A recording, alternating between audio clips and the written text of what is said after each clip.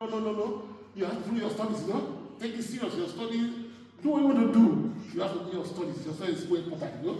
And I kind of think, my goodness, that's a young man. He just want to do his sport. That's why, you know, you got the angel hat on. But he wants to do sports. The fact that, don't forget where you come from. Oh, follow your read your books. Everything else is a waste of time. That's the African. And who is this young man I'm talking about? Maru Itoje. Right. And that's the typical African dad. This is the man that is inspired the work. So, Prosebe, please say something about this because maybe you know, please stand up. Okay, what I will say about it is that, by the way, do you remember actually calling me? Yes, to watch the television. Yes. The idea was that face your studies. Yes. Sports is unpredictable. Yes. You can get injured at any time. Yeah, okay. So have something to fall back on. Okay. And that was why I insisted that, look, play your sports quite alright. Okay.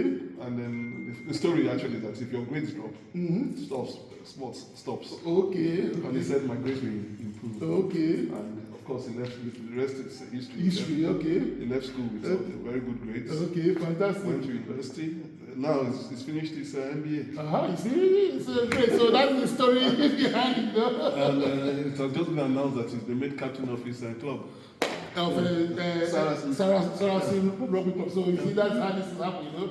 And I was saying, my goodness, that is the story of this, how that came about, you know, a part of inspiration from him, you know.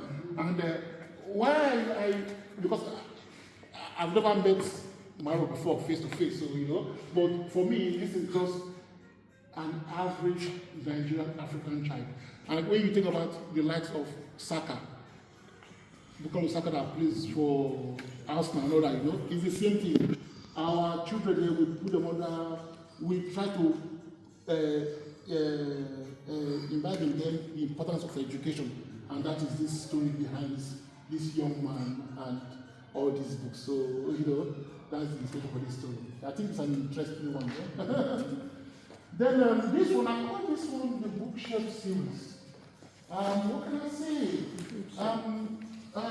One thing about the Africans, our story, we've been greatly misrepresented. Our story has been twisted, and this is something that goes back 400 years since the coming of the Greeks when, what's his name? So-called Alexander the Great first came to Kemet, Egypt.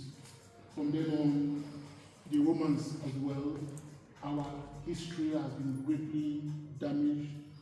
We've been deprived so much of our history, our knowledge, and on some cases where we've even not only actually been denied education, the education we've received is a miseducation.